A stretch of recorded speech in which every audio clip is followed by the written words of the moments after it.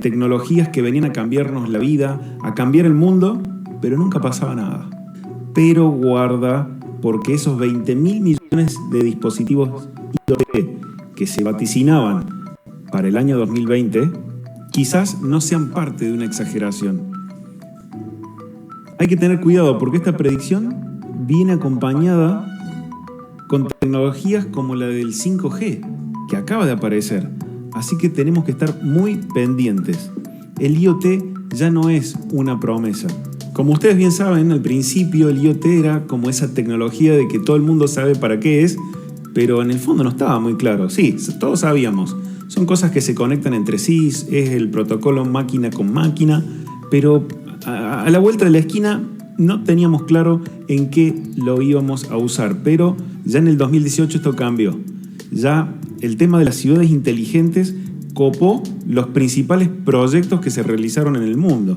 Sin que hablar que para este año se espera que las ciudades inteligentes y los proyectos de infraestructura experimenten un crecimiento excepcional. Veamos qué está pasando con el IoT en la industria. Hay un informe de Statista que muestra que se espera que las industrias de manufactura, transporte, logística y servicios públicos, escuchen la cifra, gasten 40.000 millones de dólares cada una en plataformas y servicios de IoT. ¿Se acuerdan lo que alguna vez les supe decir? Al principio estábamos preocupados por medir la temperatura de la taza de café con leche de la abuela. Bueno, eso va cambiando y todo empieza a tener un sentido más lógico. La industria empieza a cobrar un papel fundamental dentro del IoT. Así que ya tenemos motivos más que suficientes para subirnos a esta ola. Vamos a empezar como corresponde por el principio. Ya sabemos que la idea general es conectar cosas entre sí, cosas que se van a comunicar con nosotros, vamos a almacenar datos, vamos a generar estadísticas. Pero nos enfrentamos a un gran desafío. Estamos hablando de miles de millones de dispositivos conectados. O sea que vamos a necesitar un protocolo de comunicación liviano. Vamos a necesitar ser lo más escuetos posible a la hora de transmitir estos datos, o no va a haber lugar para todos. Así que es por esto que MQTT es el protocolo ideal para nuestro fin. MQTT es un protocolo de transporte de mensajería de tipo publicación-suscripción. Atención con estas dos palabras. Es un protocolo liviano, abierto, es simple y está diseñado para que nos sea fácil de implementar. Estas características lo hacen muy óptimo para el uso en el IoT. Este protocolo lo inventaron en 1999, no es algo muy nuevo. Fue inventado por dos especialistas que trabajaban respectivamente para IBM y Cisco. Uno es Andy Stanford Clark y Arlen Nipper. Ellos necesitaban transmitir telemetría de oleoductos mediante satélites. Tenían todo en contra.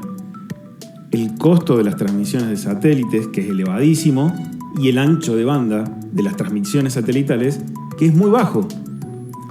Y esto no es todo. Por otro lado, imaginen oleoductos con dispositivos o sensores que están localizados en lugares remotos o probablemente inaccesibles. Cuidar la batería de estos dispositivos era fundamental. Así nació MQTT. Un protocolo que tiene una implementación simple, es ligero, eficiente y agnóstico de datos. Ya vamos a ver qué quiere decir esto. Así que vamos a la siguiente clase y veamos cómo funciona MQTT.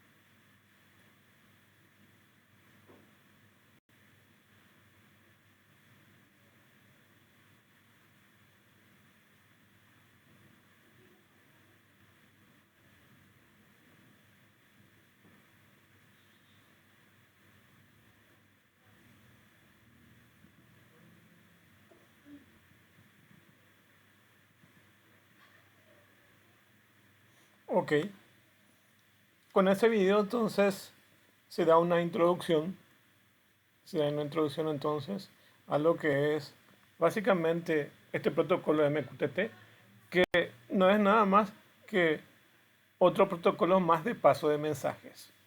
Pasos de mensaje, por ejemplo, lo tienen en varias aplicaciones. Lo tienen en aplicaciones en sistemas operativos, donde básicamente, por ejemplo, el protocolo de transmisiones se puede comunicar con otro. Por ejemplo, los sistemas operativos de diferentes plataformas se pueden comunicar uno con otro y enviarse mensajes, porque evidentemente una plataforma es diferente a otra, entonces requieren diferentes tipos de sistemas de comunicaciones y el paso de mensaje es una forma de comunicarse. ¿Ok? También tienen sistemas que tienen comunicación síncrona y asíncrona, donde básicamente se comunican por pasos de mensajes entre aplicaciones que se ejecutan al mismo tiempo. También lo tienen en el tema de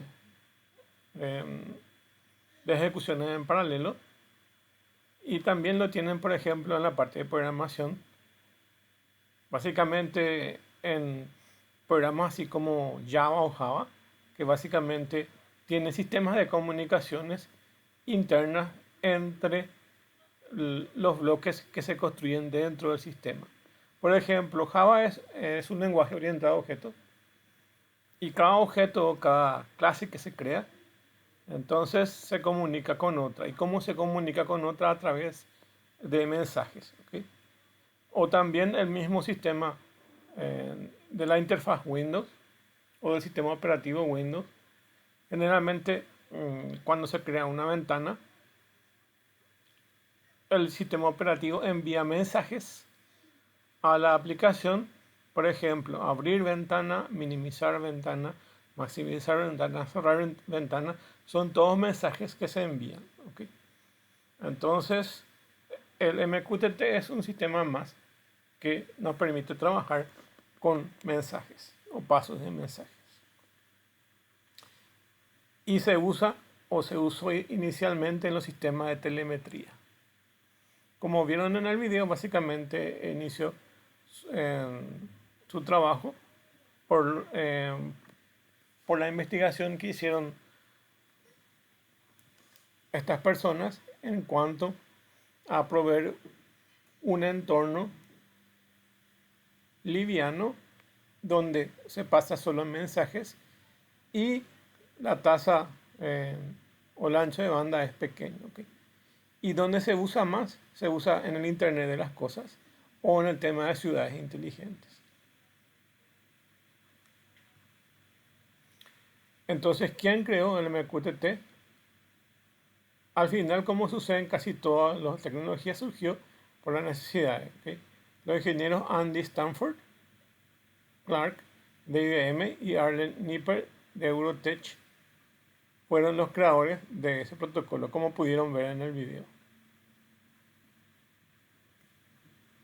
MQTT es un protocolo usado para comunicación que se denomina M2M o M2M, que significa Machine to Machine, y es una comunicación de máquina a máquina. Y se utiliza para el Internet de las cosas, el cual está orientado a una comunicación de sensores debido a que consume muy poco ancho de banda y puede ser utilizado en la mayoría de los dispositivos empotrados en pocos recursos, tanto en CPU, RAM y otros recursos. Por ejemplo, ustedes pueden conseguir dispositivos de 3G o 2G o inclusive de 4G que se comuniquen con el protocolo MQTT y utilizan un protocolo que se llama Machine to Machine. Por ejemplo, pueden contratar de Claro, de Personal o de Tigo un paquete especial que se denomina M2M y tiene un precio especial porque, a diferencia de lo que consume en un chip normal de 3G o 4G, de un ancho de banda para la transmisión de videos, para la transmisión de sonidos, ¿okay? Y esto requiere en ancho de banda mayores y el consumo es mayor. Entonces, el costo de un chip normal es bastante elevado, y en cambio estos de Machine to Machine tienen precios especiales porque su idea es básicamente comunicar máquina con máquina, y el consumo de, eh, del ancho de banda es muy pequeño y solamente se envía caracteres, pequeñas informaciones, por lo que es rentable de esa forma. Entonces, si usamos de base un sistema de transmisión de celulares, es útil para transmitir por ese sistema o vía de comunicación. Pero no solamente el MQTT se reduce a eso, sino básicamente ustedes pueden transmitir con otros sistemas de comunicaciones que son propietarios y no propietarios. ¿Ok? Puede ser inclusive la red de internet que se pueda transmitir en ese protocolo, o bien un sistema de comunicación como el que ya mencionamos anteriormente, que puede ser Zigbee o LoRa, que son sistemas de comunicaciones propietarios, o el de MiWi, que es de Microchip.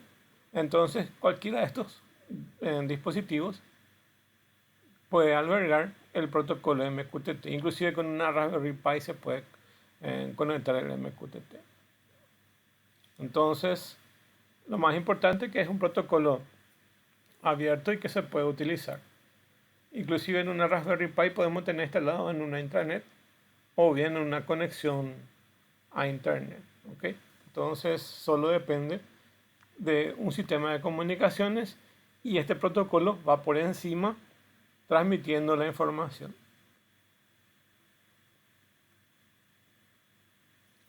Para que puedan tener funcionando necesitamos saber estos elementos. ¿Ok? Entonces necesitamos saber lo que es un cliente,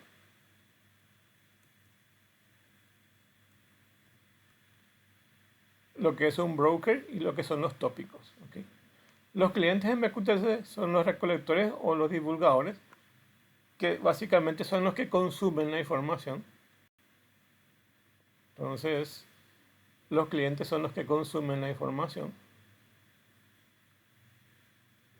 Entonces aquí ingresa la información para los clientes. Los brokers son los que administran esa información. Entonces el broker MQTT es el responsable de recibir los mensajes filtrados y rutearlos a los clientes, que son los que están suscritos según el tópico en cuestión que se va a usar como canal de información. Y el tópico de MQTT son los temas o asuntos que pueden ser tratados. Cuando nosotros vamos a usar este protocolo, vamos a definir el tema que vamos a transmitir. Por ejemplo, si va a ser información de temperatura, vamos a crear un tópico exclusivamente que se llame temperatura. Y ahí vamos a enviar desde diferentes sensores información de temperatura. Entonces hay un servidor que envía información de sensado de temperatura al broker. Y el broker administra esa información y el cliente se comunica al broker. Y entonces el broker le envía la información al cliente. Entonces es básicamente un administrador el broker que nos permite recibir información de sensado, de sensores, información de sensor, ingresa una información de sensores al broker y el broker envía a los clientes, ¿ok? A través de estos tópicos, que en este caso es temperatura, ¿ok? Si quieren enviar otra información diferente, tienen que crear entonces otro tópico, ¿ok? Por ejemplo, si quieren encender luces en un sistema domótico controlado desde internet, entonces tienen que crear un tópico que diga, por ejemplo, prender luces de la sala, prender luces de la cocina, prender luces del dormitorio, encender aire acondicionado de la sala. ¿Ok? Entonces va a depender de cómo definamos esos tópicos y el sensor básicamente va a crear ese tópico. O sea, va a enviar información del tópico al broker y el broker va a proporcionar al cliente. ¿Ok? Se parece a una comunicación de lo que nosotros utilizamos de cliente-servidor, que se utiliza con Internet, ¿ok? Donde básicamente el cliente consulta una información al servidor y el servidor responde. Se parece a eso, con la única diferencia que cuando nosotros usamos el protocolo HTTP, que es de Internet, hacemos una consulta y el servidor nos responde y ahí ya se corta la comunicación. Y en cambio con el protocolo MQTT sigue activo la comunicación y podemos seguir charlando. Es como un chat, o inclusive se puede hacer un chat, una aplicación de un chat pueden hacer con el MQTT, donde básicamente ustedes preguntan, del otro lado la responde y así continúa la comunicación sin perderse el sentido de quién inicia la comunicación y quién responde. ¿Cómo funciona? Acá tienen el gráfico. Las características principales de este protocolo es que está basado en un modelo de comunicación que básicamente ya dijimos que es producto consumidor, donde tenemos básicamente un servicio de cliente-servidor, ¿ok? Y el broker, como ven acá, es el que administra esa comunicación, ¿ok? Hace la función de servidor. Entonces, un cliente solicita información al broker y el broker responde. Pueden fijarse el doble sentido que tiene las flechas. El cliente solicita la información y el broker responde. Entonces, es de esta forma, ¿ok? Bueno, entonces, los clientes son los que solicitan información al broker. Pero vamos a ver en momentos cómo es básicamente el sistema general de un broker, ¿ok? Bueno, aquí tenemos los sensores. Estos son los sistemas de sensores o actuadores, ¿ok? Sensores puede ser de temperatura u otro elemento que tenemos de sensores, ¿ok? Inclusive este puede ser una cafetera, ¿ok? Que básicamente puede dar el estado de la temperatura, si ya está terminado el café, si tiene agua o no tiene agua. Mucha información se puede obtener. Entonces, esa información que va al broker se denomina publicación o publish. Entonces, lo que hace un sensor,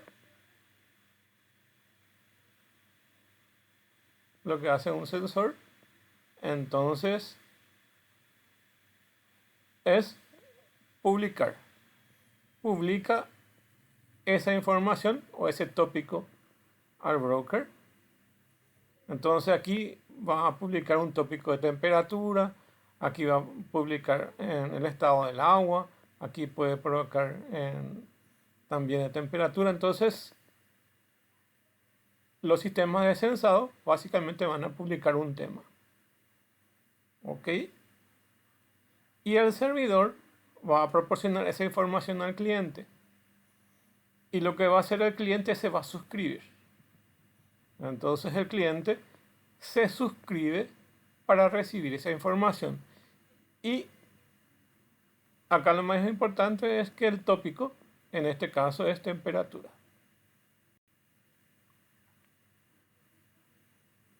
Ok. Y por este tópico de temperatura, por este mismo tópico de temperatura, que podemos graficarlo de esta forma, que se llama temperatura. Ok. Entonces, tenemos un tema, un tópico de temperatura. Ese mismo tópico de temperatura es el que se publica en el broker. Y ese mismo tópico de temperatura es lo que va a leer o recibir el cliente. ¿Okay?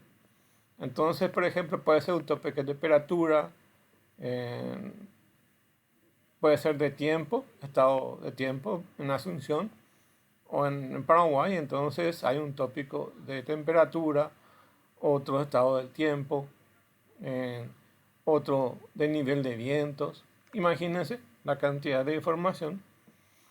En el ámbito comercial, por ejemplo, puede ser el estado de la bolsa. Entonces, información de estado de la bolsa se puede enviar de cualquiera de los países. Entonces, si baja ¿cómo es? Las acciones de una empresa, se pueden ver. O bien en estados financieros de empresas, se puede publicar. O bien, ¿qué más se puede hacer en el tema de informaciones útiles empresariales? Puede ser, por ejemplo, cambios de monedas, a cuánto está el dólar, a cuánto está el guaraní, a cuánto está el peso. Entonces, esa información se pueden enviar y a través de un tópico que puede ser conversión de monedas. Entonces, una institución financiera publica esa información y el cliente consume, ¿ok? A través de ese mismo tópico. Así funciona el MQTT. Entonces, es como una revista o un servicio donde ustedes se puedan suscribir. ¿Quiénes se suscriben? Los clientes se suscriben para obtener información. ¿Y quiénes publican?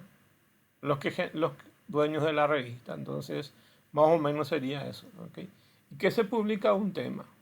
Y esta es la arquitectura. Como pueden darse cuenta, por el color y las flechas, básicamente, los sensores o lo que generan la información, todos publican según el tópico que necesitan publicar, que puede ser diverso. ¿Okay? Y como ya sabemos, los clientes también pueden recibir esa información y ven el color verde que indica que esa información va al cliente. Pero existen casos en que la comunicación es bidireccional. Entonces, en algún momento, algún componente se comporta como un cliente, pero también puede publicar. Entonces, también es un generador de información al mismo tiempo. Entonces, su comunicación es bidireccional. Entonces, puede ser unidireccional o bidireccional, dependiendo de qué función va a cumplir. Entonces, el broker es el que recibe la publicación de los tópicos, distribuye los tópicos a los clientes a través de esas suscripciones, mantienen la conexión activa, porque dijimos que básicamente no se rompe la comunicación entre el cliente y el servidor y el que genera la información, que es básicamente el sensor. Entonces se mantiene una conexión activa. Esa conexión activa básicamente existen de diferentes formas y básicamente tienen estos, se denomina con Quality of Service, ¿ok? Este Quality of Service tiene o este valor o este valor o este valor. Básicamente significa la cantidad de tiempo que el servidor mantiene esa información. Y voy a explicar más o menos para que se entienda, ¿ok? En el mejor de los casos, ¿ok? Cuando es mejor el servicio, entonces esa información se mantiene, ¿ok? Y no se pierde. ¿Qué significa eso? Vamos a suponer que tenemos nuestro sensor de temperatura y que cada 15 minutos envíe esa información. Y el cliente recibe esa información de temperatura a cualquier momento que consulta. Ok, entonces se mantiene esa información. Se refresca esa información y se mantiene ahí. Bueno, pero hay casos en que no se mantiene esa información. Entonces, no se guarda esa información, sino simplemente se envía la información y el cliente que va a atrapar o que está conectado en ese momento va a recibir. Pero como no se guarda esa información, entonces llega otro cliente, entra al sistema y no va a leer ninguna temperatura. Va a tener que esperar que se genere la lectura y se vuelva a enviar. Que el sensor entonces vuelva a enviar. Entonces esto Quality of Service tiene estas tres posibilidades: at most once, at least once y exactly once. ¿Ok? Entonces el at most once solamente se transmite ese mensaje una vez. Solo se envía una vez y después se pierde. Y en el mejor de los casos, entonces, el caso inverso, donde ese mensaje entonces se recibe y se guarda, ¿ok? Entonces se transmite ese mensaje hasta que el receptor reciba, ¿ok? Y esta es la otra posibilidad, ¿ok? Bueno, entonces tienen diferentes quality of service, que son diferentes opciones que tiene el broker para transmitir y guardar esa información. ¿Qué es lo que se guarda o recibe? Este par de información que ven acá. Esto es lo que se envía y recibe, ¿ok? Se envía un tópico más un payload. Y voy a graficar eso para que se entienda. Pero antes de eso, me voy acá a describir lo que es un tópico, que es el nombre del dato que se va a enviar. En este caso sería temperatura. ¿Ok? Vamos a llamarle entonces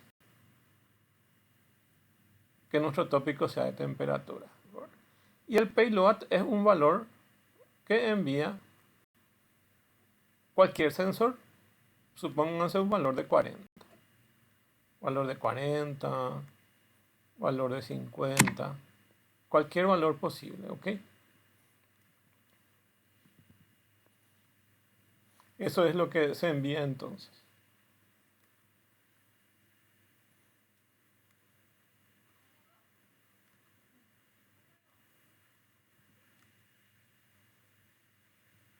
Bueno, entonces lo que se envía es información ahí de sensado, ¿ok? Bueno, me voy otra vez al gráfico entonces y voy a continuar.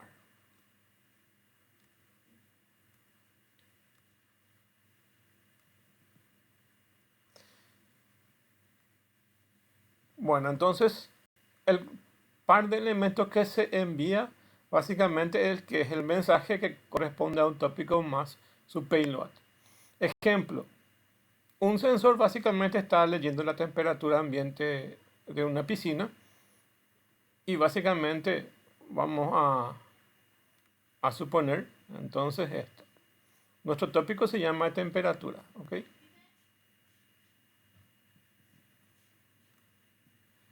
Y el sensor leyó un valor de 30 grados. De 30 grados. El tópico voy a graficar con un triángulo, ¿ok? Y el payload voy a graficar con un círculo. Ahí. Entonces, este es el tópico y este es el payload. Entonces se envía con un par de temperatura, que es el tópico y su valor. Y otro sensor va a enviar, por ejemplo, al mismo tópico que puede ser temperatura y otro valor. En vez de 20 puede ser 50, 40. O el mismo sensor envía otra temperatura, entonces ese es el payload. ¿Ok? Solo que no se envía con el signo es igual, sino que se envía con una barra. ¿Ok? Una barra inclinada. Entonces el tópico barra el payload, así se envía. ¿Ok? Bueno, y así es como se envía y recibe entonces esa información. ¿Ok? Cualquier lenguaje que va a enviar de esta forma. Entonces, el tópico barra su información. Pero es tan bueno que permite inclusive asociarlo de forma jerárquica. ¿Ok? Entonces, permite asociar de forma jerárquica, como vamos a ver después.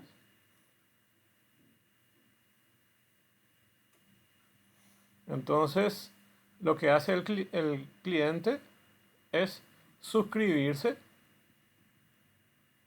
Lo que hace el sensor es publicar y después se retiene esa información en el broker. Y entonces el broker puede decidir si mantener por un largo periodo de tiempo o por un corto periodo de tiempo. Mientras se mantenga por un largo periodo de tiempo la información, entonces la calidad es mejor. ¿Ok? Pero, ¿cuál es el problema de tener activo a la máxima calidad? Es que consume mayor recurso del servidor. ¿Ok? Porque tiene que estar activo y tiene que estar guardando y enviando esa información o esa misma información. Como dijimos, nuestro sensor de temperatura envía cada 15 minutos y el cliente va a consumir esa información cada 3 minutos. Si no se guarda esa información en el servidor, entonces se va a perder y el cliente no va a recibir ninguna temperatura. Aunque se haya enviado esa temperatura anteriormente. Entonces, por eso se retiene esa información. Y el Quality of Service es el quien hace eso. Entonces, por un lado, el broker mantiene activo en un cierto periodo de tiempo esa comunicación y hace que no se pierda la comunicación ni con el cliente ni con el servidor. Se queda una conexión activa.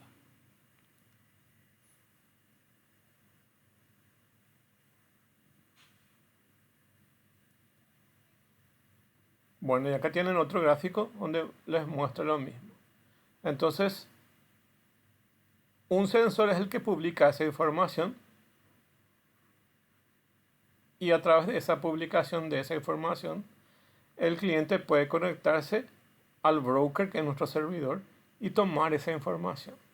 Y puede estar enviando y recibiendo cualquier protocolo, por ejemplo TCP/IP, lo que sea, o otro protocolo específico, pero sobre ese nivel, a un nivel más alto, entonces el MQTT es el que trabaja. ¿Okay? Y de hecho vamos a usar luego la conexión TCP/IP, que vamos a ver en otra clase cómo es la conexión con el servidor, y vamos a ver que usa un protocolo de IP, como muestra aquí, para la comunicación. Es muy fácil la conexión en sí. Básicamente tenemos que seguir unos ejemplos que muestran ahí y ya nos conectamos al servidor. ¿Okay? Hay servidores que son pagos y otros gratis. Y hay servidores que están en funcionamiento en internet y podemos usar esos gratis. ¿Okay? Y hay otros que podemos instalar en nuestra máquina, ya sea Linux o Windows, y tener ese mismo protocolo funcionando ahí. Bueno, entonces el cliente se conecta al broker y solicita esa información. El cliente también puede publicar esa información y acá está cómo se genera esa información. Les dije que generalmente,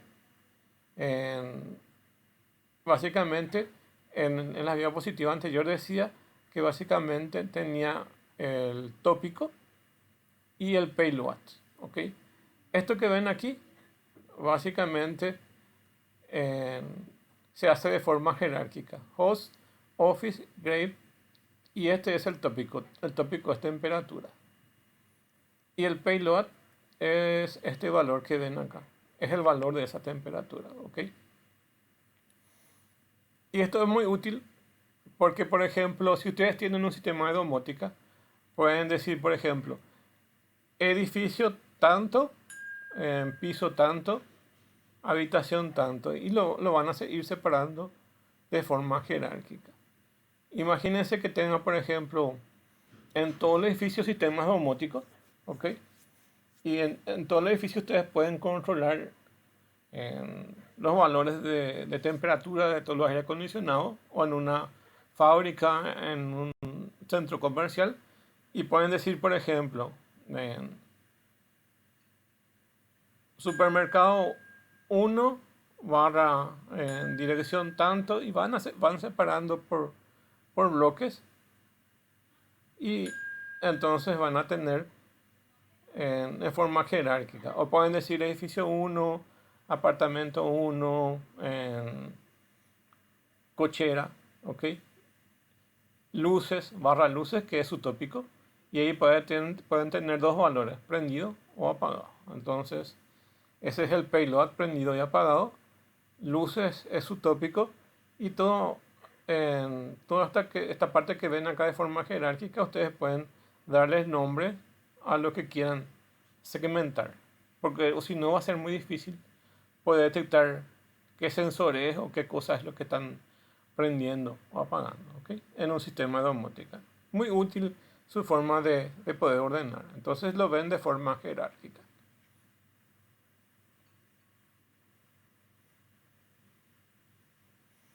Pueden tener, por ejemplo, informaciones de transacciones financieras, sistemas de comunicaciones, ¿ok? Donde básicamente tienen un cliente MQTT y un broker MQTT. Ok, en este caso puede ser un servidor también, o puede ser un sensor,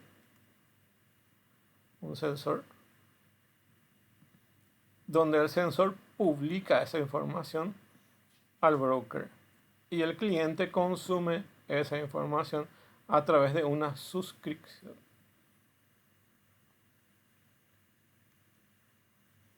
Acá básicamente ustedes tienen ahí en su material directamente, yo ya convertí esto a un PDF, pero ustedes tienen básicamente un PowerPoint, entonces pueden ir viendo en el PowerPoint, siguiendo el gráfico este.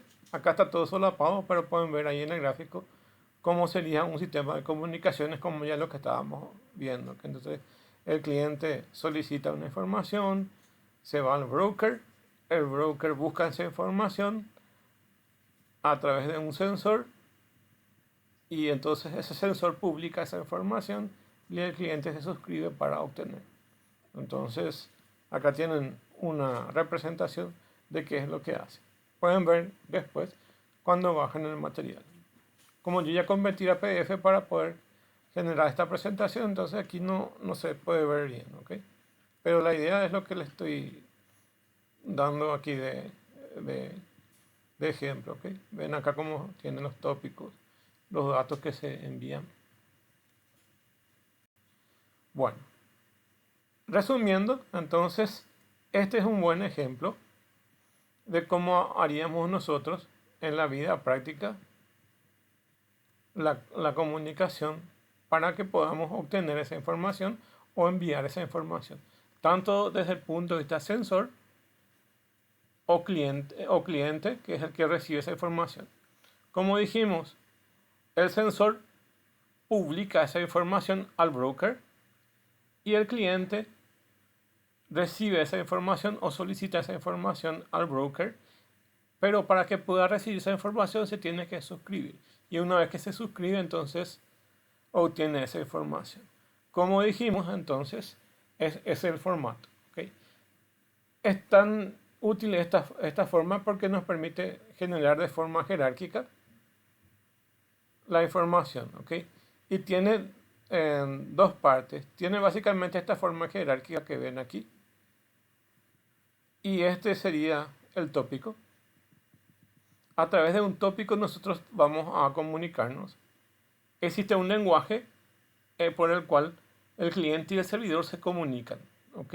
O el sensor y el cliente se comunica a través del tópico. En este caso el tópico es temperatura, ¿ok? Y en este otro caso el tópico es ruido, ¿ok? Y tiene esta forma, un tópico que representa mediante una cadena y tiene una estructura jerárquica como ven acá. Cada jerarquía está separada por una barra y dice edificio 1, planta 3, sala 3. Imagínense que tienen un dispositivo de una Raspberry Pi 0 y su tópico es de temperatura. Y ahí pueden poner barra otra vez y le pasan qué temperatura es. Ok, o puede ser edificio 3, planta 0, sala 3. Este ya es un Arduino, otro dispositivo que ya no es la Raspberry Pi. Entonces la Raspberry Pi es una placa diferente y la de Arduino es otra placa diferente, conectado a un dispositivo que en este caso va a medir el ruido. Entonces la idea es formar, acá ven, acá hay un Arduino, acá hay otro Arduino, acá el tópico es temperatura, acá el tópico es ruido, acá el tópico es temperatura, tienen otro Arduino, otra placa de Arduino, acá tienen una Raspberry Pi, acá tienen un Arduino. Entonces, ven, se puede construir de forma jerárquica donde el cliente y el servidor a través del broker se envía y recibe información con esta estructura jerárquica y teniendo en cuenta que tenemos que crear un tópico común para la comunicación. ¿Okay? En este caso es temperatura, ¿okay? O en este caso es ruido. ¿Okay? Bueno, y así se forma entonces. Entonces, cuando hagamos un programa o algún sistema para comunicar, entonces nos vamos a comunicar de esta forma. Sea lo que vamos a conectar o vamos a armar algo parecido a eso. No hace falta que en un ejemplo hagan tan largo, básicamente solamente puede tener solo uno, solo esto conectado con el tópico, ¿ok? Pero acá ya les muestra cómo se hace de forma jerárquica. Se puede construir de forma jerárquica. Imagínense que tienen varias habitaciones y tienen un complejo habitacional, entonces es muy útil poner decir edificio 1, edificio 2, planta 1, planta 2, sala 1, sala 2 y dispositivo que va a tener el sensado, que es la Raspberry Pi en este caso, y así. Entonces, ahí lo tienen. Al final, esto es muy útil. Entonces la estructura de ese mensaje consta de 3 partes. Tiene un encabezado fijo que ocupa solo 2 bytes. Esto es internamente, ¿ok? Ocupa 2 bytes. Y es obligatorio para enviar la parte de todos los mensajes. El encabezado de variable ocupa 4 bytes y no es obligatorio que esté en todos los mensajes. El mensaje en sí o carga útil puede tener un máximo de 256 megabytes, aunque su implementación real con un máximo de 2 a 4 kilobytes. Esta es la información que ustedes envían, ¿ok? O sea, esa temperatura que envían o lo que sea, tiene que tener más o menos esta cantidad de bytes, ¿ok? Entre 2 hasta 4 kilobytes. Como ya saben, es un protocolo liviano que donde básicamente pueden suponer que es un pequeño tubo. Un pequeño tubo. Y en este tubo viaja esa información. ¿Ok? Y este tubo tiene una capacidad limitada. Por eso es que está limitado a este valor. Entre 2 a 4 kilobytes. Entonces, en ese tubo solamente se puede circular esa cantidad de información. Por eso es protocolo liviano y se utiliza para diferentes aplicaciones donde requieran envío de información que no ocupe mucho espacio. Además de eso, esto es más económico y en algunos casos no solamente es más económico, sino básicamente está limitado por la tecnología de transmisión de información. Como les dije, básicamente ustedes pueden contratar un servicio de machine to machine que ofrecen, por ejemplo, los proveedores de celulares y envían informaciones que tengan solamente entre 2 a 4 kilobytes y esto es más económico que enviar gran cantidad de información y al hacer económico eso lo hace rentable para poder utilizar en diferentes aplicaciones. Imagínense que ustedes quieran construir un sistema de MQTT para control de seguridad de vehículos, de propiedades. Entonces van a instalar alarmas y ubicaciones de GPS, y con esta cantidad de información es posible, porque solo está entre 2 a 4 kilobytes. ¿Ok? Es cuestión de dimensionar eso y enviar exactamente los valores a ciertos intervalos de tiempo. Entonces ustedes pueden tener la información de dónde está un vehículo, de dónde está una propiedad, de dónde está algo físico que ustedes quieran resguardar, ¿ok? A través de un protocolo liviano como el MQTT. Y si tienen contratado el servicio de Machine to Machine por algún proveedor, Claro, Tigo, lo que sea, entonces el costo es más económico que tener un chip de celular de internet que que envía mayor cantidad de información. Como ustedes no van a enviar fotos, como no van a enviar videos, entonces ese costo es más barato. Antes por lo menos se vendía ese servicio, no sé si se vende hasta ahora. Es cuestión de ir a una de las proveedoras y consultar si tienen todavía los servicios Machine to Machine. ¿Ok? Entonces, hace uno de los objetivos de consumir menor ancho de banda, donde cada bit está estudiado cuidadosamente que cumpla un objetivo. Entonces, vamos a diseñar un sistema que envía poca cantidad de información. Ese es un poco el objetivo del MQTT. Enviar información que no ocupe mucho. Garantías de entrega de mensaje. Este protocolo MQTT implementa hasta 3 niveles de Quality of Service, que es lo que más o menos les estuve comentando. ¿Okay? El Quality of Service que dijimos es básicamente el tiempo que guarda el servidor, que es el broker, la información de censado. En el mejor de los casos, guarda siempre, entonces el cliente puede entrar en cualquier momento, leer esa información y va a obtener ese resultado. Entonces, si enviamos información en temperatura cada 15 minutos, pero el cliente entra a los 7 minutos, entonces, y tenemos el Quality of Service al mejor nivel, entonces va a poder obtener esa información porque se guarda en el servidor. Y en el peor de los casos, no se guarda esa información. En el peor de los casos, envía al servidor y el cliente que está atento va a obtener esa información y luego se va a perder esa información.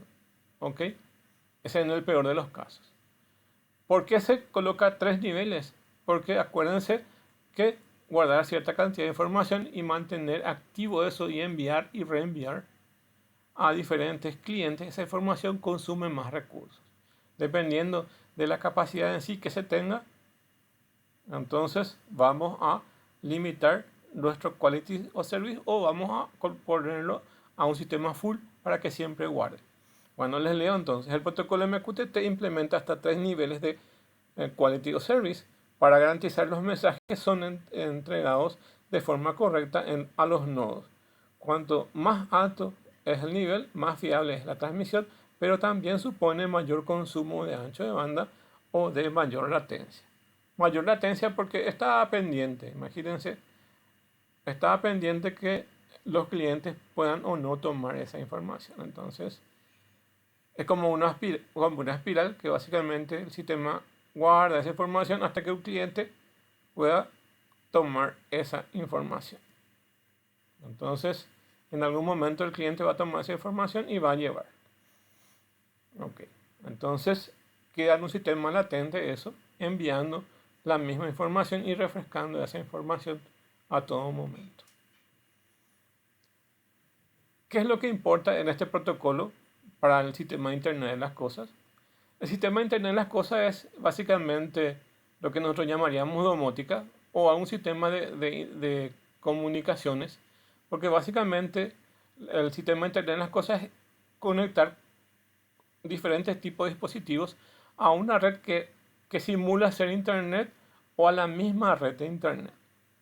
¿Ok?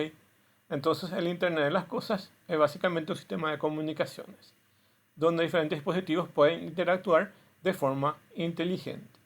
Donde fácilmente aquí nosotros esperamos que tengan una fácil integración, que sean open source. ¿Ok? Por ejemplo, usar placas de Raspberry Pi, utilizar Arduino u otra herramienta Y sistemas de comunicaciones como el Zigbee y el LoRa son open source, o por lo menos ciertas partes son open source, no completo. Podemos tener acceso a esos dispositivos y hacer nuestro propio sistema de Internet de las cosas, donde se basa en comandos muy sencillos y modo de gestión de mensajes, que es nuestro MQTT, donde básicamente tenemos solamente dos partes: el tópico y la información que vamos a enviar o recibir, que es el payload. Solamente tenemos esas dos partes. Tiene mecanismos para garantizar la comunicación fiable, porque el broker queda activo en cada momento y hace que la comunicación entre el servidor y el sensor no se corten. Están activos. Como dije, básicamente ustedes pueden generar un sistema de chat, pueden generar sistemas de chat con el protocolo MQTT. ¿Por qué? Porque no se corta la comunicación. ¿Y por qué se puede hacer chat? Porque chat, si solamente vamos a enviar caracteres, entonces, como vieron que simplemente se puede enviar cierta cantidad de información, entonces, bueno, hay chats que nos permiten enviar video, audio y lo que sea. Eso no vamos a poder implementarlo con MQTT. Pero si solamente vamos a enviar en texto, sí se puede, ¿ok? Entonces, porque tiene mecanismos que garantiza esa comunicación fiable. Permite unir sistemas del mundo del business con Business Intelligence que se usan en las empresas, ¿ok? Con los sistemas empresariales, que se unan básicamente con la tecnología. Entonces, en nuestros sistemas de análisis de información,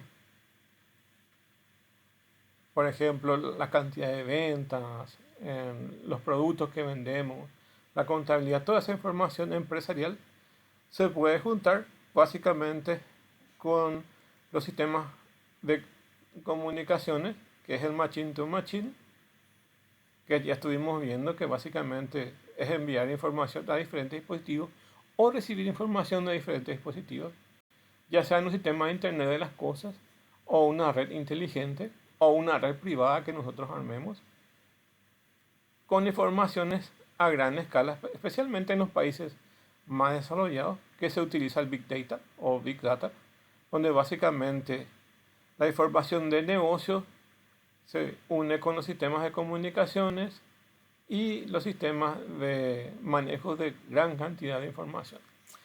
Un caso puntual puede ser, por ejemplo, si quieren colocar en el Brasil, donde básicamente tienen 200 millones de habitantes. Imaginen esa cantidad de habitantes, 200 millones de habitantes. Y quieren hacer un sistema de sistema inteligente, donde básicamente van a conectar cámaras en gran parte de la ciudad, ¿ok? Que estas cámaras van a estar monitorizando con sistemas inteligentes, sistemas de inteligencia artificial, entonces el tránsito de la ciudad.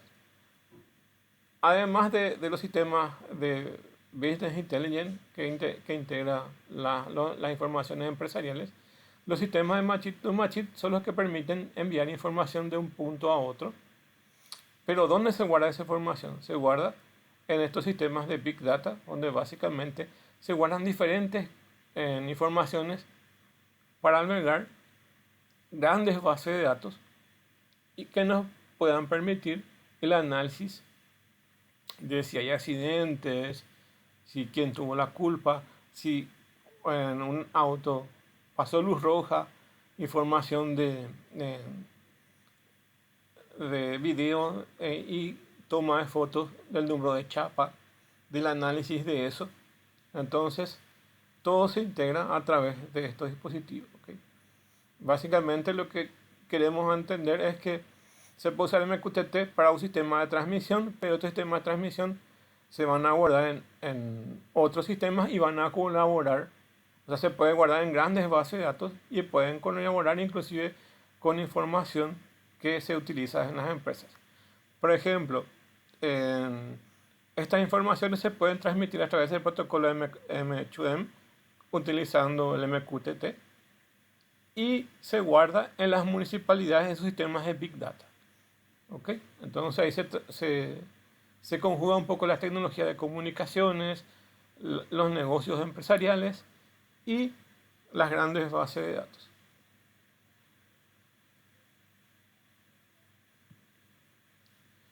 Bueno, para que podamos tener esto en diferentes dispositivos, afortunadamente el MQTT hay interfaces que nos permiten comunicar, por ejemplo, instalar, por ejemplo, en Android, en Java, en Windows, en Linux, ¿ok?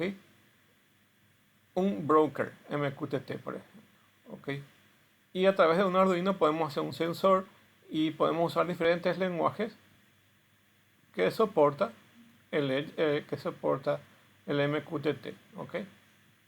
Nosotros vamos a ver un ejemplo con Python y vamos a ver también cómo se instala en Linux esto, en un sistema operativo. Y vamos a usar el que está en la nube también, ¿ok? El que está en la nube. Eso es lo que vamos a ver nosotros con este protocolo. Puede estar en diferentes sistemas operativos o en la nube.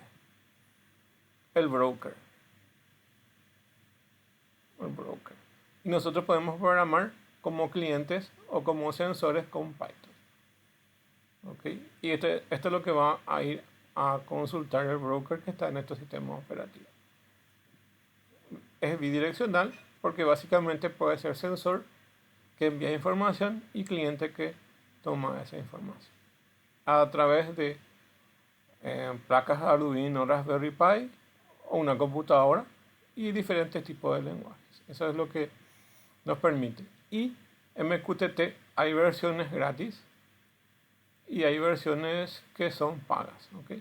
Las dos hay. Entonces hay MQTT que yo puedo instalar en mi computadora y no tiene costo, y hay otras que sí tienen un costo. O hay algunos que son eh, que están en la nube y no tienen costo y otras que sí, ¿ok? Depende de cuáles hay. Por ejemplo, la de IBM ya saben que tiene costo. Y hay otro que se llama Mosquito, que vamos a ver nosotros, que es gratuita, ¿ok? Bueno, en el Internet de las cosas entonces podemos tener diferentes placas en las cuales podemos instalar el broker o bien ser sensores, ¿ok? Por ejemplo, en una Raspberry Pi podemos instalar el broker, ¿ok? En estos dispositivos podemos hacer sistemas de comunicaciones en sí. Si esto fuera una placa Arduino, podemos usar un sensor aquí. Entonces, tenemos disponibilidad para usar el MQTT para el Internet de las cosas. De hecho, yo asistí una vez a una charla donde básicamente productos de microchip se integraban, fabricantes de terceros de microchip que creaban placas, se integraban en su mayoría con el protocolo MQTT. ¿Ok? Entonces, cualquier hardware que ustedes compren, inclusive algunos, no hace falta ni instalarle nada, sino ya viene incluido para poder trabajar con ellos. ¿Ok? Entonces, es eso.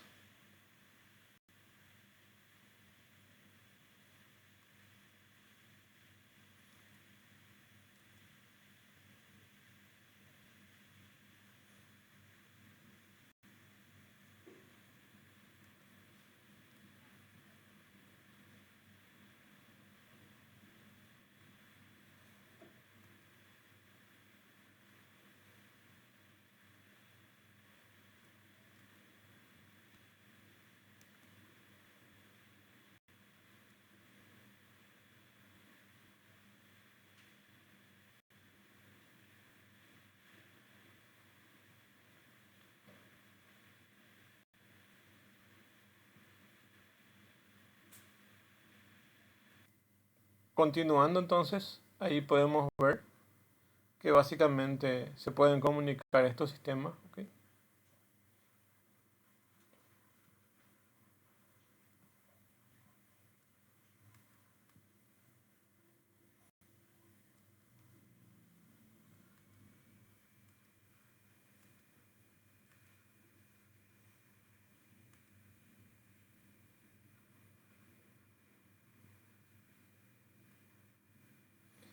Hola, hola, hola, hola, hola.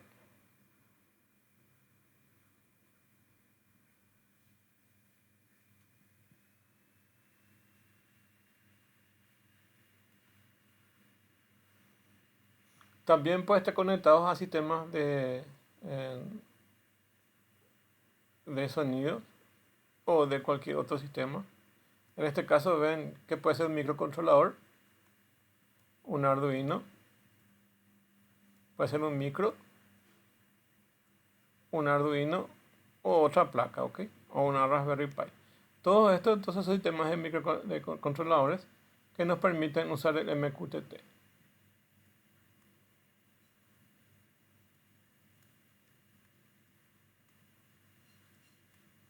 Nos permiten usar este MQTT, ¿ok?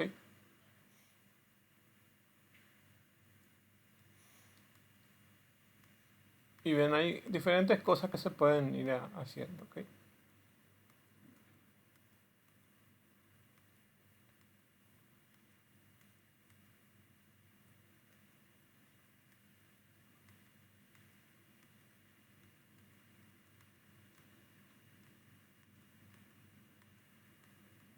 Bueno, ahora voy a compartir de vuelta eh, el video. ¿Ok?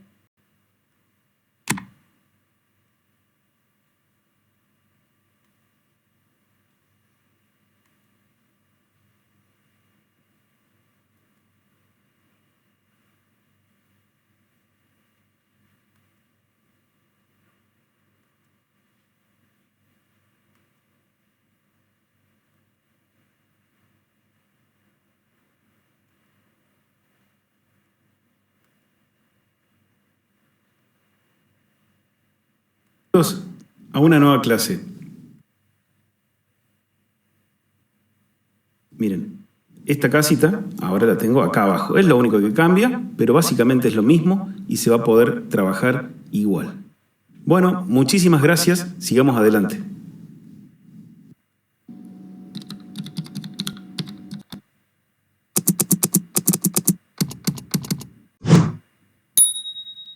Hola, bienvenidos a esta breve clase, o más que clase, capítulo. Ahora sí, arrancamos con todo. Gracias.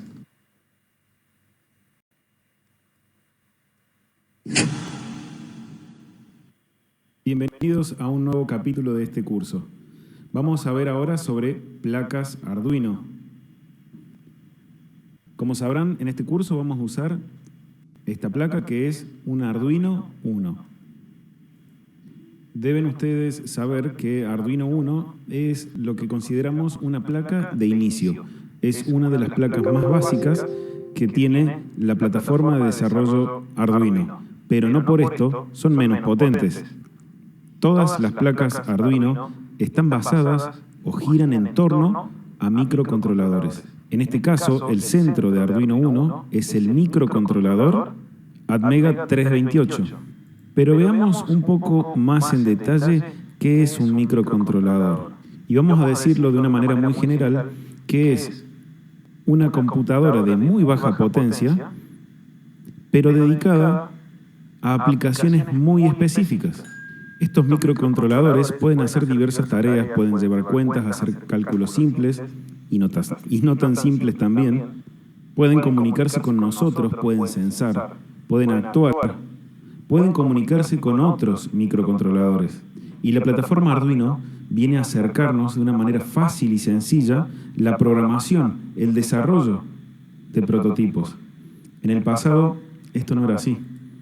En el pasado usábamos placas como las que vemos en pantalla para desarrollar y programar microcontroladores. La verdad que eran placas sumamente caras porque eran fabricadas por el mismo fabricante de los microcontroladores. Eran cosas bastante exclusivas, no había mayor información. Acá vemos otra. Y desde luego lo peor era que si yo, empresa, había gastado dinero en invertir en esta placa, había gastado dinero en aprender a usarla porque no era nada sencillo, no solamente usar la placa, sino en realidad desarrollar los programas para los microcontroladores, muy poco dispuesto iba a estar a querer compartir los conocimientos con otros. Pero gracias a Arduino y a otras plataformas similares, es que mediante estas placas y una plataforma de desarrollo acorde, podemos desarrollar de manera fácil y sin necesidad de comprar costoso hardware nuestro prototipo. Pero ya que una placa Arduino está basada en un microcontrolador, vamos a ver un poco más en detalle de qué se trata esto de los microcontroladores. Veamos o diferenciemos algunas partes muy importantes de los microcontroladores y vamos a aclarar que lo vamos a hacer de una manera muy sintética y muy general. La primera parte que vamos a diferenciar es el CPU y es la parte del microcontrolador encargada de hacer las operaciones matemáticas o cálculos. El CPU va a ser el encargado de cumplir todas las instrucciones que nosotros carguemos en el microcontrolador. Veamos una segunda parte que funciona en el interior de un microcontrolador y es el reloj base. Viene a ser el director de la orquesta, el que marca el pulso, el que marca el ritmo. Habrán escuchado que algunos procesadores como el que tenemos en nuestra computadora tienen una frecuencia de reloj. Se habla de 2.1 GHz o puedo hablar de 16 MHz como en el Arduino Uno. ¿Qué quieren decir estos 16 MHz? Entonces vamos a decir en cierta manera que la frecuencia de reloj nos da una idea general o aproximada de la velocidad o una idea proporcional, vamos a decir, de la velocidad del microcontrolador, pero nunca tenemos que confundir con cantidad de operaciones, ya que es normal y, por ejemplo, determinadas operaciones pueden demandar numerosos ciclos de reloj. Por ejemplo, no necesariamente la suma de dos números a un procesador o a un microcontrolador, en nuestro caso, le va a llevar un solo ciclo de reloj. Ahora vemos otra parte sumamente importante de los microcontroladores y es la memoria EPROM. La memoria EPROM tiene la principal función de almacenar las instrucciones que deberá cumplir el microcontrolador. Esas instrucciones son las que yo voy a generar desde la plataforma de desarrollo, desde la IDE. La principal característica de la EPROM es que no desaparece, no se borra cuando le quitamos la energía al dispositivo. Pero ya que es una memoria no volátil, insisto, no se borra, también me va a servir para guardar algunos datos inherentes al desarrollo o al funcionamiento de mi dispositivo que no quiero perder. Aparece otro tipo de memoria en un microcontrolador. En este caso la memoria RAM es volátil. Se borra cada vez que el microcontrolador pierde energía. Entonces, si se borra, ¿de qué nos sirve? Claro que nos sirve, porque es una memoria muy rápida.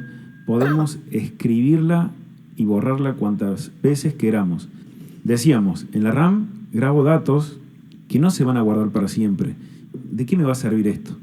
Si, por ejemplo, hay un proceso que yo lo quiero repetir 10 veces, supongamos, quiero hacer que un LED se encienda y se apague 10 veces. Definitivamente voy a tener que llevar algún tipo de cuenta interna para ir contando 1, 2, 3 y cuando llegue a 10 parar. ¿Necesito guardar esa cuenta por algún motivo? No creo. Entonces, para esto es que nos viene muy bien la RAM.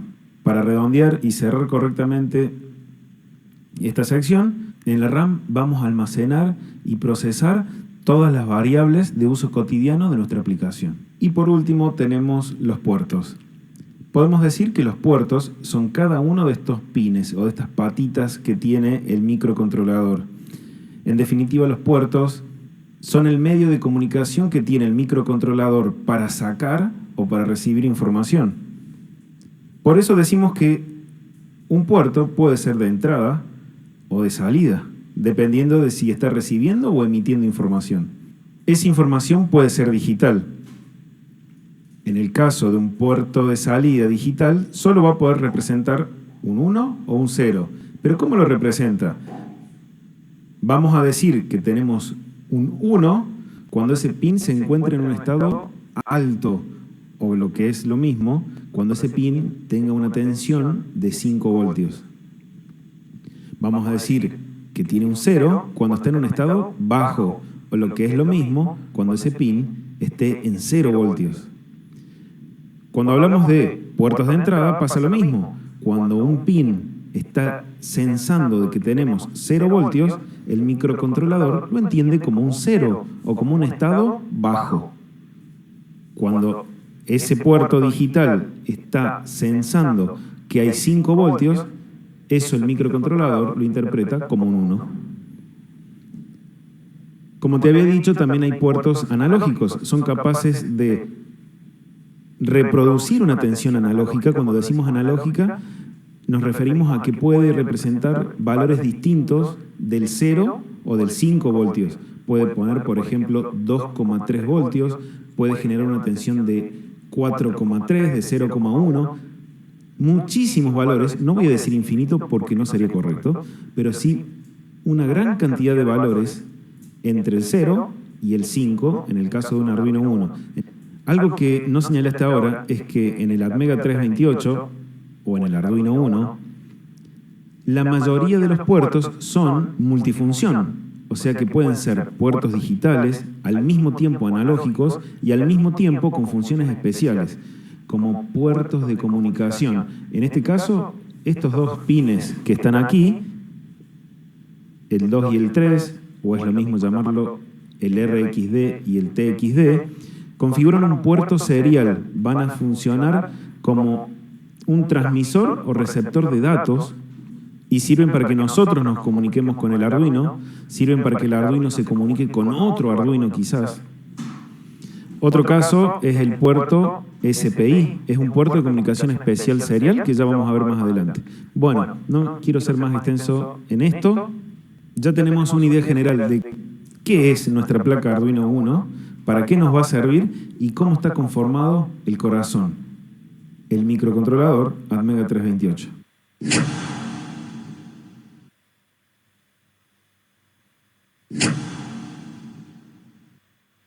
Bienvenidos a un capítulo más de este curso y en este caso ya arrancamos con programación básica en C++. Empezaremos viendo variables. Como primera medida ya abrí la IDE de Arduino, como ven, pero teniendo miedo a que estemos en situaciones diferentes y a ustedes les haya arrancado con otro archivo, para emparejarnos y que vayamos al unísono, vamos a Archivo, Nuevo, y van a ver que se abre otra ventana y seguramente va a estar vacío, va a estar como esto. Entonces la anterior yo la voy a cerrar, no voy a guardar los cambios y vamos a trabajar con esto. Variables, tan útiles, tan usadas. Las variables son un pedacito de memoria RAM que vamos a reservar de nuestro microcontrolador para guardar valores de diferente tipo. ¿Se acuerdan, no? La memoria RAM es aquella que cuando se apaga el Arduino, cuando le corto la energía, se borra. La memoria RAM que vamos a reservar nos va a servir para llevar, por ejemplo, cuentas. Como les di el ejemplo, voy a ir contando, ¿por qué no?, una serie de eventos. Supongamos que estamos contando personas que pasan por un sensor. Bueno, la cuenta de personas la voy a ir llevando en una memoria RAM. Cada vez que el sensor detecte el paso de alguien, a esa variable la voy a incrementar en 1. Entonces voy a ir contando 1, 2, 3 y me va a permitir, en todo caso, llegado determinado valor, tomar una acción. Supongamos, quiero cerrar una barrera cuando pasen 10 personas. 1, 2, 3 y cuando llega a 10, efectúo la acción de cerrar la barrera. Pero tengo que tener presente que esa cuenta que voy a ir llevando, cuando se apague el Arduino, se va a borrar. Cuando lo vuelva a enchufar, va a arrancar en 0. Como les dije, hay distintos tipos de variables según el dato que van a almacenar. Entonces vamos a ver cómo se declaran las variables de acuerdo al tipo de datos que almacenan. La más básica es el número entero. Cuando yo voy a guardar un número entero en esta variable. Para declarar variables enteras voy a utilizar la palabra reservada int. ¿Qué quiere decir palabras reservadas? Quiere decir que son denominadores propios del lenguaje C que solo se van a poder usar para declarar una variable entera.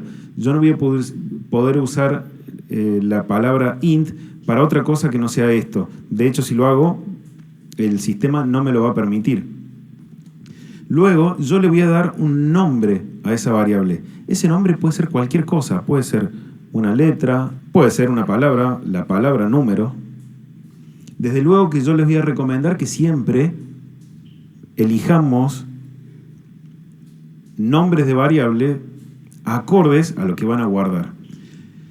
Es cierto, como regla general, la mayoría de los programadores utilizamos variables en inglés, pero cuando estamos aprendiendo se da un fenómeno que a veces no es tenido en cuenta. Si yo al nombre de la variable le pongo un nombre en inglés, porque vamos a poner number, nosotros que somos hispanoparlantes tendemos a confundir que porque está en inglés es una palabra reservada. Entonces vamos a tratar ahora, y les aclaro, no es lo que se suele usar, de utilizar nombres de variables en español. Cuando ya tengamos práctica, lo mejor va a ser que utilicemos nombres de variables en inglés. Supongamos, como les dije recién, si yo utilizo como nombre de variable counted people, voy a tender a que ustedes se confundan de... Perdón, acá está mal escrito. ¿Esto es una palabra reservada? ¿Es un comando de C++? ¿O es el nombre de la variable? Yo me quiero asegurar de que ustedes entiendan de que este nombre lo decido yo como quiera. Entonces yo puedo poner personas contadas. Listo, ahí ya declaré una variable, ya reservé un pedacito de memoria para guardar la cantidad de personas contadas. Y es un entero. ¿Qué tamaño tiene el pedacito de memoria que reservé? Vamos a verlo. Déjenme recordarles que acá nos estamos preparando para hacer todo terreno. No va a servir de mucho que venga y les muestre acá en la página de Arduino. Están todas las definiciones y como ven, ¿qué sentido tiene que les diga lo correcto? Es cierto. Una variable de tipo entero puede almacenar datos, tanto negativos como positivos, que van desde el menos 32.768 hasta el 32.767. Lo que quiero decirles es que tienen a mano la posibilidad de buscar cuanta duda tengan. No siempre nos vamos a acordar de todo. Entonces, de hecho yo, para contarles a ustedes con exactitud cuántos son los valores máximos de cada tipo de variable, lo que hice fue buscarlo. Simple. Miren, puse Arduino int y tengo la respuesta. Bueno, otra característica de cuando declaramos la variable es que al mismo tiempo que la declaro también le puedo asignar un valor. Ya de entrada puede valer 0, ya de entrada puede valer 10, o simplemente la declaro y todavía no tiene un valor. Volviendo a la referencia de Arduino, podemos ver que el número máximo está limitado por el tipo de arquitectura del microcontrolador, que en este caso es de 16 bits, conformados por 2 bytes. Es por esto que podemos tener este margen cuando declaramos enteros. Pero fíjense algo, yo puedo utilizar dentro de las variables enteros un subtipo, vamos a decirles, que son las sin signo. De esta manera solo voy a tener valores positivos. Cuando utilizo variables sin signo, se duplica el valor máximo. Vamos a poder tener más de 65.000 valores posibles en una variable entero sin signo. Bueno, repasando tipos de variables para almacenar números, podemos ir a los de tipo float. En este caso son variables de tipo decimal o con punto flotante. Igual, vamos a poner un ejemplo: peso alumno. En este caso, le puedo asignar un valor en el momento en el que la declaro, por ejemplo, 56.8. ¿Qué cantidad de valores puedo guardar acá? ¿Cuál es el número máximo? Nosotros somos todoterreno. Entonces vamos, Arduino Flow. Me tengo que acostumbrar a buscar información en línea. Y como verán, en los float tenemos hasta 6 o 7 decimales en cuanto a precisión. Otro tipo de variable que vamos a poder declarar para almacenar números son los de tipo long. A este le voy a llamar número largo. O mejor, número grande. Y va a ser igual. ¿Cuál es el tamaño máximo? Ya busqué. 2.147.483.647. Positivos, o si no lo mismo, en negativos. Por supuesto que si utilizo la versión sin signo, voy a duplicar el tamaño máximo de la variable. Entonces, me gustaría hacerles una pregunta. ¿Podría utilizar yo una variable long llamada, vamos a poner un nombre, a ver, años? Alumno, la voy a usar para almacenar la edad de alguno de mis alumnos. Igual a, tengo un alumno, supongamos, de 30 años. ¿Funcionaría esta variable? ¿Guardaría estos 30 en una variable de tipo long? Claro que sí. ¿Sería eficiente? Claro que no, porque estoy reservando un espacio de memoria capaz de alojar semejante número para guardar un número que jamás superará los 80, 90, 100 años. Entonces, esto es una ventaja de este lenguaje, que es un lenguaje fuertemente tipado. Esto es una manera técnica de describir esto, y es que una vez que yo declaro un tipo de variable, no la voy a poder pasar a otro tipo. O sea, en un long no voy a poder guardar nunca un float, me va a dar error, no me va a dejar. Asimismo, sí puedo utilizar un long para guardar un número entero, pero estoy desperdiciando memoria. Lo correcto, o lo óptimo, o lo eficiente sería utilizar un int años igual a 30, porque ya sabemos de que los int no guardan números tan grandes. No estoy malgastando memoria en definitiva. Pero sigamos, porque hay muchos tipos de variables. Entre ellas tenemos el del tipo char. El char es simplemente un byte, o lo que puede entenderse de otra manera, un carácter. Es para guardar, vamos a probar, voy a crear un carácter que se va a llamar primera letra. Ahí lo estoy declarando, o puedo declararlo, y al mismo tiempo le voy a asignar un valor. Por lo general, el valor va a ir entre comillas simples, y la primera letra de mi nombre es la P. Aquí puedo poner cualquier letra o número, pero aunque ponga un número, este número que estoy poniendo acá, por ejemplo, un 4, no va a ser interpretado matemáticamente, sino como un carácter. O sea que a este años, a futuro, le voy a poder sumar otro número, pero a este carácter jamás le voy a poder sumar otro número, porque es interpretado como una letra, como un carácter, no como un número. Recuerden, los char solo pueden almacenar una sola letra.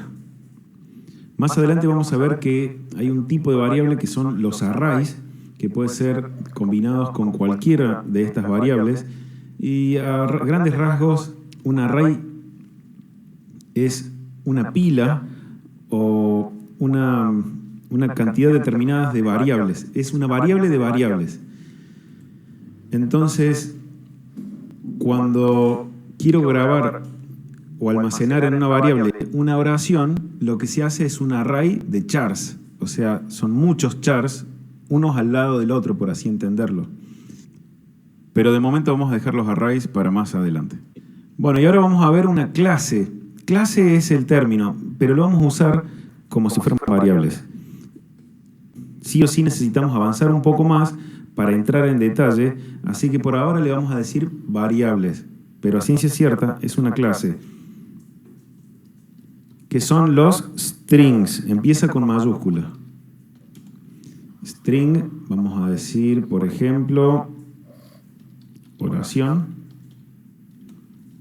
Ahí tengo una string. ¿Cómo se llama esta variable? Oración. ¿Y qué va a almacenar? Bueno, oraciones. Como como toda variable, le voy a poder dar un valor al momento de definirla. Acá la estoy creando y ya nomás le puedo pasar, entre comillas dobles,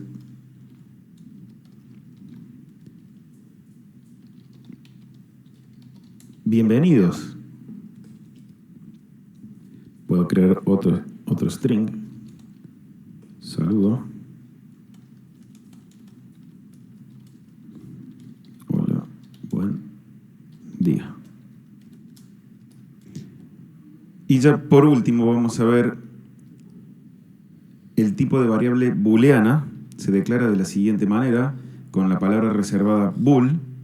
Le vamos a poner un nombre y de nombre le vamos a poner, por ejemplo, activado. ¿Activado? ¿Por qué lo hago en pregunta? Porque de ahí viene, yo también puedo darle un valor en el momento de declarar la variable y puede ser true o puede ser false.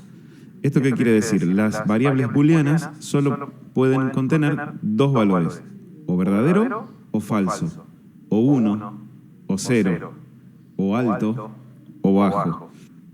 En definitiva, este tipo de variables las vamos a usar cuando necesitemos realizar acciones que solo tienen dos posibilidades o cuando tengamos que registrar datos que solo tienen dos caminos. Por ejemplo, yo necesito saber el estado de un LED. ¿Activado? ¿Sí o no? Entonces, consultando la variable activado, puedo saber si ese LED está encendido o apagado. Pero como esta es una variable que, para explicarla o para que la entiendan, necesitamos avanzar un poquito más, me remito a decir que existe, ahí está, y muy pronto vamos a avanzar en ello. Bueno, y qué mejor que redondear este capítulo de variables con algún ejercicio y con algo que sea un poco más entretenido, la verdad. Entonces, vamos a hacer lo siguiente.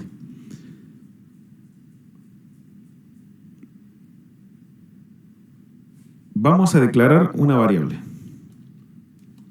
Y vamos a llamarla número. Mejor. Cuenta.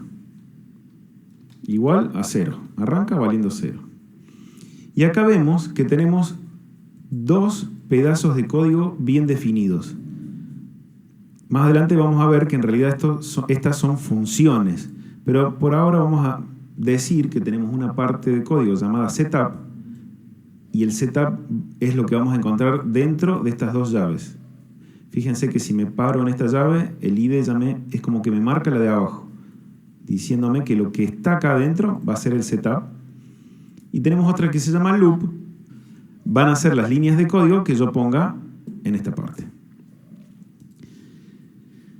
Si bien vamos a profundizar a grandes rasgos, les puedo decir que todas las líneas de código que yo escriba en el setup se ejecutarán una sola vez, o sea, apenas arranque nuestra placa, y las que ponga en el loop se van a repetir continuamente. Sé que ahora puede parecer algo confuso, pero más adelante vamos a ir aclarando estos temas, no se preocupen. Como les dije, lo que pongamos en el loop se va a repetir indefinidamente. Entonces, vamos a agarrar y voy a poner que cuenta es igual a cuenta más 1. En definitiva, cada vez que se ejecute esta línea de código, que como les advertí, se va a ejecutar para siempre, indefinidamente, una y otra vez, lo que hace es tomar el valor que tiene cuenta, ¿con cuánto arranca? Con 0. Digo que es igual a 0 más 1. En este paso, cuenta ya vale 1. Y en el próximo, al sumarle otra vez 1, va a valer 2, y 3, y 4, y 5. Con control S, o archivo grabar, voy a grabar este programa, aunque no lo crean, es nuestro primer programa. Y a diferencia de muchos, no es el prender y apagar un LED, porque necesitamos aprender a programar primero. Entonces quería arrancar con las variables. Miren, vamos a darle un nombre y le vamos a dar variables. Y se nos va a guardar en la carpeta Arduino.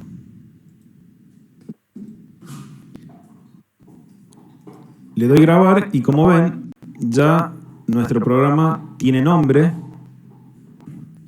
Y esto hace que automáticamente se nos cree dentro de la carpeta Arduino una carpeta llamada variables y en su interior el programa en cuestión denominado variables.ino. Llegó el momento de grabarlo. Para esto vamos a enchufar mediante el cable USB nuestra placa Arduino al puerto USB de la computadora. Por lo general no necesitamos instalar drivers especiales, pero si no es reconocido por tu ordenador, vamos a dejar los links para que puedas bajar los diferentes drivers. Vamos a herramientas. En puerto vamos a ver que nos aparezca Arduino /Genuino 1 o algo similar y lo vamos a seleccionar. Luego vamos otra vez a herramientas, placa y elegimos cuál es la placa que tenemos. En este caso, Genuino 1. Entonces ya estaremos para compilar y cargar nuestro primer programa. Para esto tenemos dos opciones. Este botón que está aquí lo que va a hacer es compilar el programa. Esto quiere decir que lo va a empaquetar y dejarlo listo para cargar en la placa, pero no lo va a cargar. Simplemente nos va a decir si hubo algún error o no. Vamos a probar de compilar. Miren, dice compilando programa. Compilado, esto quiere decir que no tuvimos ningún error y acá nos da algo de estadísticas de cuánta memoria EPROM usamos, cuánta memoria RAM usamos. Desde luego, con un programa tan chico es muy poco. Pero miren si yo me equivoco en algo. Ya me da error y me dice que in no es un nombre o un tipo de variable, claro. Otra opción que tenemos cuando queremos cargarla en la placa es presionar este botón. Este botón va a hacer las dos cosas. Primero compila y después lo carga en la placa. ¿Vamos? Antes, les digo, cuando carguen, vean que las luces TX y RX van a parpadear porque van a estar ingresando los datos del programa hacia el microcontrolador a través del puerto serie. Vamos. Subiendo. Y ya subió. Es bastante rápido. No solo subió, sino que está funcionando el programa. En el interior de la placa está contando y sumando, pero yo como me entero, no puedo verlo. ¿Qué sucede? Créanme que sucede, pero no tengo cómo saber.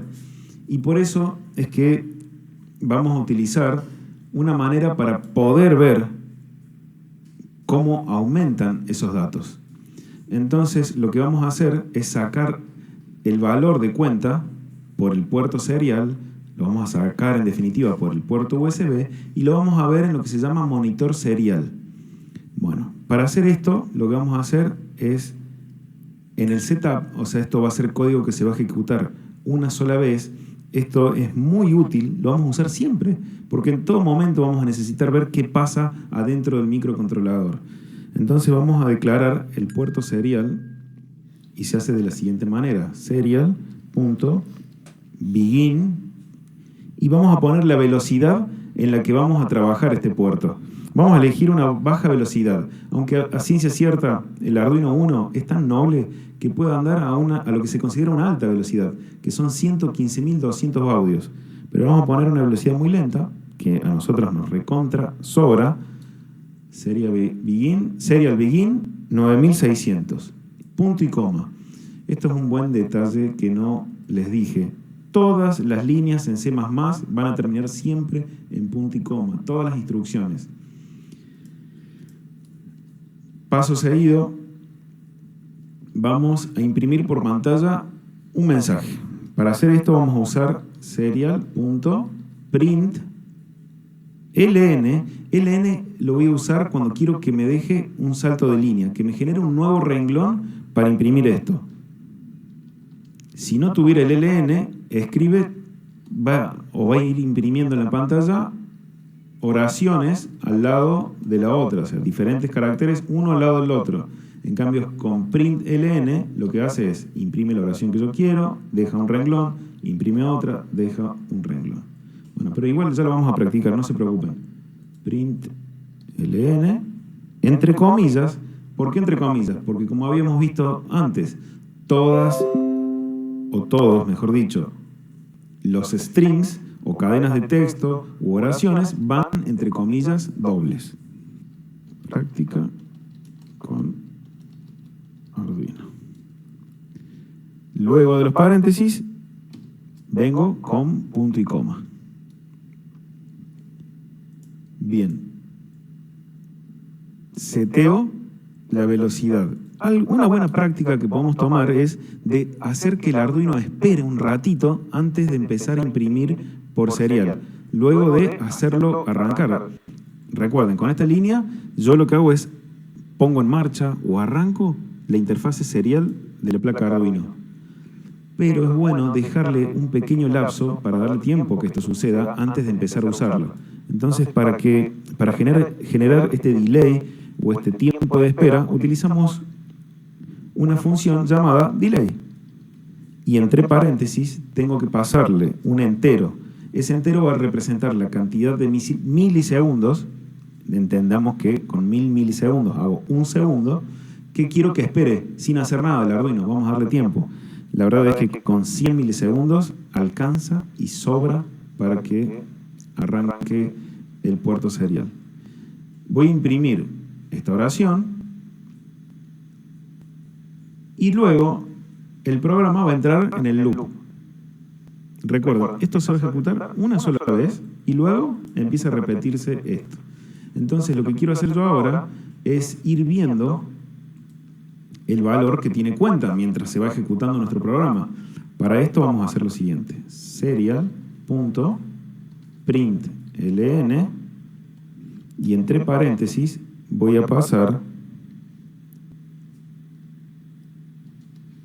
el valor en string, o sea, en caracteres o en cadena de caracteres de la variable cuenta.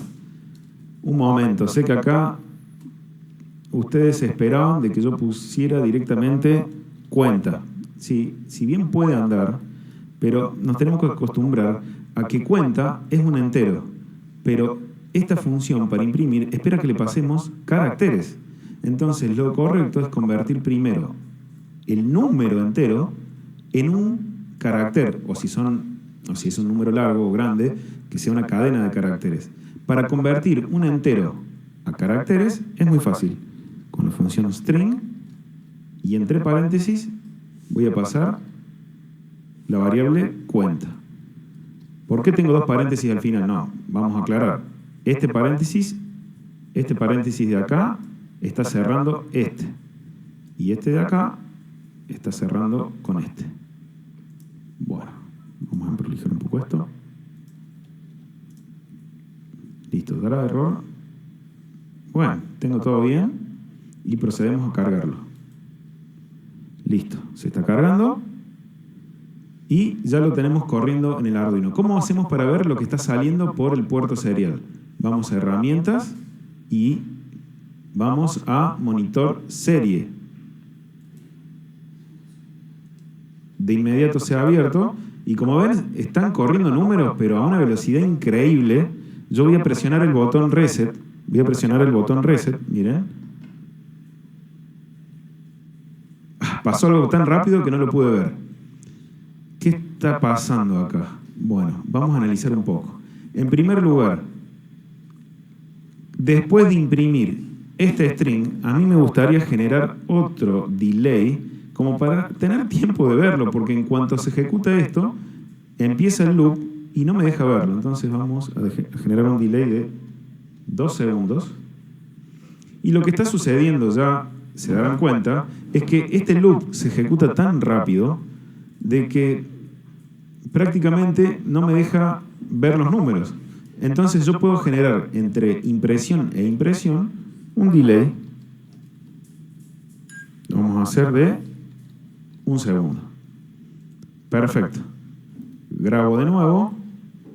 Ya puedo ir preparando el monitor serie y fíjense que arrancó sin problemas y ahora a una velocidad mucho más acorde y legible. Voy a borrar con este botón, borro la salida, voy a borrar y reseteo, presiono el botón de reset. Mi primera práctica con Arduino, espero 2 segundos y empiezo a ver el valor de cuenta cada vez que pasa por el loop. ¿Ven qué claro es?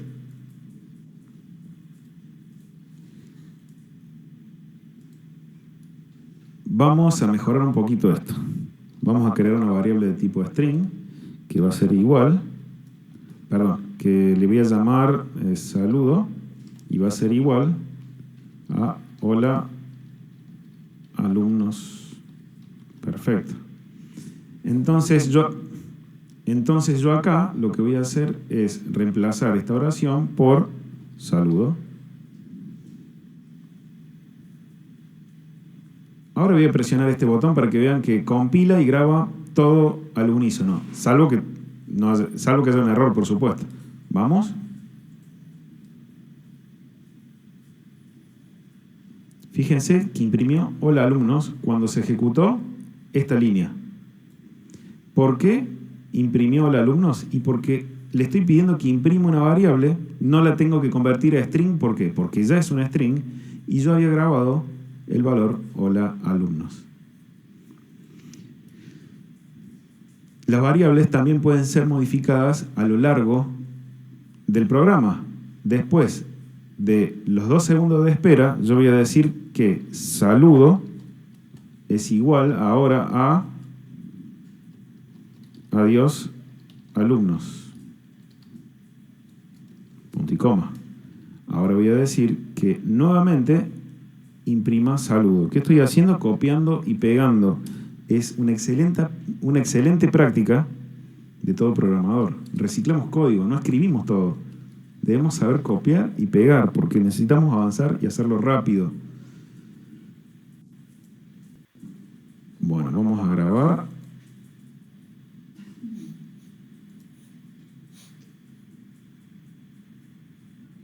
Y ya lo tenemos. Fíjense.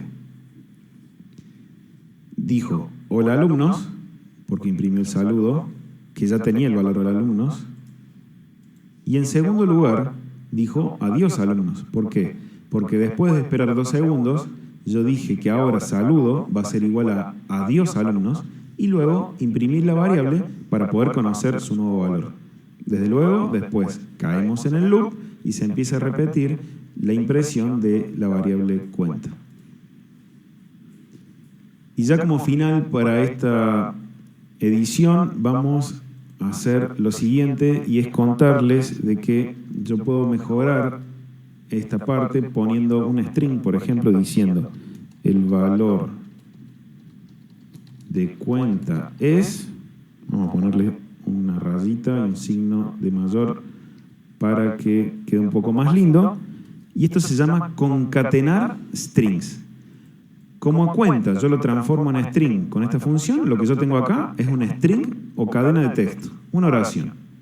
Lo que tengo de este lado también es una cadena de texto. Con el signo más, yo lo que estoy haciendo es unir estas 2 cadenas de texto. Y es totalmente válido y lícito en esta plataforma. Vamos a grabarlo por última vez.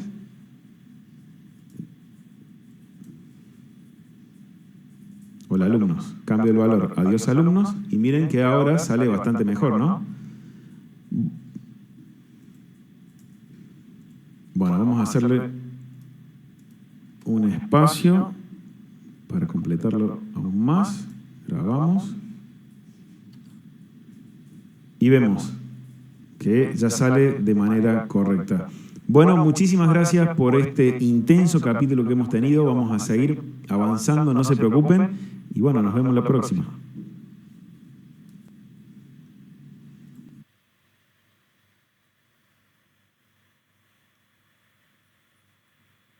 Bueno, ok. Entonces,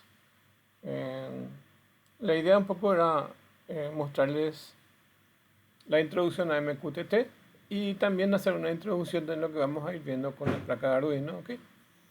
Entonces, por un lado, conocer lo que es Arduino y ver que se usa el lenguaje C++ como herramienta para poder programar con Arduino, ¿ok?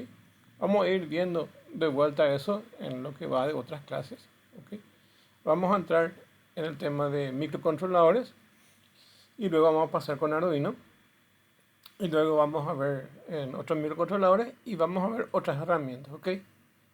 Voy a ver si puedo probar una herramienta y luego les muestro.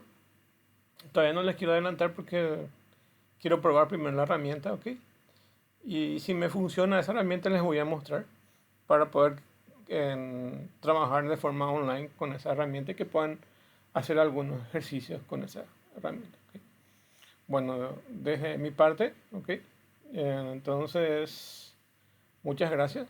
La reunión se va a cerrar en 5 minutos, entonces con esto damos por concluido la clase y yo voy a subir el video eh, después de compilar todo esto y van a tener acceso al video. Muchas gracias entonces y nos vemos la próxima clase.